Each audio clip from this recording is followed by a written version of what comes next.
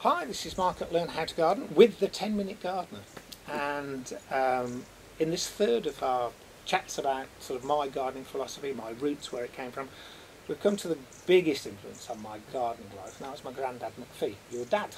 Yes, you know, the Scotsman. The Scotsman, yeah.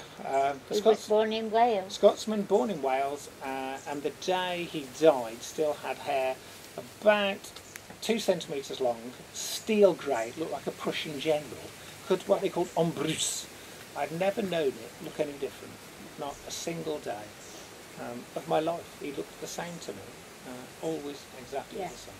And he was a really keen vegetable gardener. Oh, yes. He was very, very long garden. He worked in the coal mines and lived in a classic National Coal Board house at that time. There were rows of these houses, but they all had very long gardens, and all the miners gardened. We were a little bit posher than a row. Well, okay, it was a we crescent. Had semi-detached. There were semi-detached ones in a crescent, you know. But it was the gardens. The gardens were very long. What was it? Something like 40 metres. They were gardens. very long. And then from the end of them, there was another 40-metre garden to the next crescent. I mean, now, in construction, they'd put 2 rows of houses between these. But it meant that all these miners had huge amounts of space to grow, and they grew a lot of their own food. They spent a lot of time in the gardens because they spent 12 hours a day underground. I'll tell you something. It wasn't just the garden. They were competitive. Oh yeah, I remember Frank Sutton next door. Oh, and onions. They had a thing with bloody onions. We had to have better, bigger, tastier got onions. them earlier. Yes, so yes. The beans had to be picked earlier than his. Yeah. And he wasn't the only one. There was rows of these. Oh no, there were every half Every a one. city. Yes, so yes. But my dad had the most gorgeous bed of shallots, which he grew the same Shallots. every year. I remember he was very much into keeping his own seed, wasn't he? He'd keep his own runner bean Oh, seeds yeah. year to year. He'd keep seed potatoes. Yeah. He'd keep his own shallots and grow them on. And I can remember asking him once why, and he said that if you kept the strongest and the best tasting each year, they got more used to growing in your little patch. Oh yes. And they improved all the time. And he was also a huge fan of pig manure, wasn't he? I remember that every autumn there'd be a huge pile of steaming pig manure would arrive and be dumped unceremoniously on the front drive. People got to remember I was brought up in the war. Which one? Sorry, I'd probably get a slap for that. Yes, you will. At least the second. The second one. And certain people kept a pig. A pig? Oh, right. Oh yes, one pig. I don't remember anybody keeping a pig near me. No, well, I don't think they do now, but they did. So that's where the manure came from. Manure came from. But he was he was very much into rotational growing, wasn't he? There was a 3-year plan in the garden, and things moved each year. Except for the shallots. The shallots stayed in the same one. Which is a very sad tale. In fact, it's really sad because my father kept certain shallots to grow for the next year, and my mum pickled his. So having had years of working on these show shallots, they got pickled. Did they taste nice? They tasted brilliant. So, silver lining, as they say. You know, every cloud has a silver lining. I'm sure my grandfather didn't feel it at the time. In that grandfather's garden, there are certain things that stand out. The potatoes, I can't get the taste, I just can't. They were King Edwards, and although... Yes, I don't know what they were, but... King Edwards now doesn't taste the same, but I have come close. There's a wonderful variety called Mr. Little's Yeltholm Gypsy.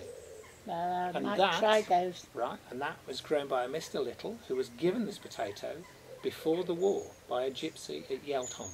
And they've just done tests at the Botanic Gardens in Oxford, and using DNA, it's a very old relative of King Edward's. So if you can get Mr. Little's Yeltham Gypsy, you might get the taste. Well, I might try that. Yeah. I'll leave it up to you. Get me So notice that. No, so in the videos, I say, don't I? You know, I'll try. That was a wonderful. That's the microcosm of our gardening life. I'll try that. I'll leave it up to you. I can get it. I can grow it. My mother will eat it when it's done. I will. So the potatoes. Yeah. And I'll tell you one thing that I'm not very successful with. My father had rhubarb. Right, now we're going to cover growing rhubarb in your garden. We've got some rhubarb to plant in your garden for you. It was at the very top of the garden. It was up near the shed and it formed a tent, it was camp. Brilliant. And, well... You can't, I know. In my mum's garden, in Betty's garden, we've just got some rhubarb sent to us. And rhubarb's one of those things that if you grow it for a long period of time, it can get a virus. Sometimes it kills it off. So we've got some virus-free stock. I really like rhubarb. Well, we've got some rhubarb to go in. Next to tomatoes, rhubarb. Right. Well, we've done tomatoes, so we'll be growing rhubarb and the tomatoes, not together. But, as I say, and my father... We lived in, they called it an avenue. Affleck Avenue, yes, Affleck Avenue. And being its name. Half the people in Affleck Avenue had beans from my father's garden. Yeah, I remember the beans was a big... But you still are a big bean grower. I grow beans. I love beans. In any way, don't you? Any kind of beans. Or any beans. Podded. Casseroles. Yes, anything. Anything to do with beans. And I think that's because, well, I think my generation were lucky because we grew up on fresh food. And do you think, as a retired teacher, that part of the problem with kids now is they don't have enough fresh food? Then? Yes. Yeah? Definite, yes. Here we go. This is hobby horse time. Yeah, go on. Yes, well, I honestly believe that the children just don't get enough fresh food and enough, well, I can say it, English food. Yeah. Food grown here. Yes. At the right time of year. Please excuse them. You see, you've upset the dogs now. They think that children should have English food as well. Yes, I know what you mean. Yeah, I mean, I think we've got too used to fast food, haven't we? And good food can be as quick as fast food. Well, I think so. Yeah? Yeah. So you think you were actually lucky that you grew up at that time where, in some ways, some people would say there was less choice? Oh, lots of choice. Lots of choice. Right. Yeah, loads of choice. I mean, okay, I didn't see a banana for 5 years. But did I miss it? No. Because there were fresh apples. You could always find one on the side of the road. I think that's called scrumping. Yes, we did that. And pears, of course. Plums. Yes. Plums, green gages, I remember, from the Midlands. And you're a great forager, aren't you? I remember growing up with Damson vodka and sloe gin. Not being fed it, I mean growing up with it in the house, I should point out. Wonderful. We're now being joined by the house. Oh, yes. Here's the friend. Here's the friend. This is Pandora. I think we've all met her before. This is, unfortunately... She doesn't like to be left out of anything, does Pandora? No. Yeah. So you were quite keen on sloe gin and things? Sorry? You still make sloe gin? I make sloe gin. I make sloe vodka. I have made plum vodka, plum gin.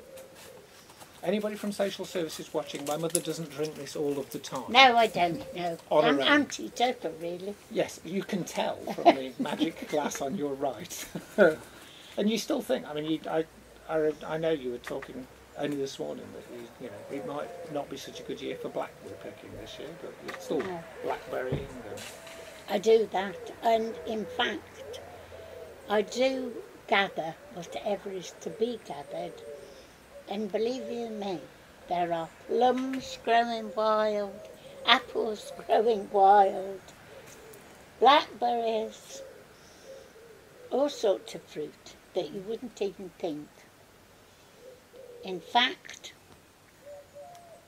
I've made all sorts of drinks from various fruits.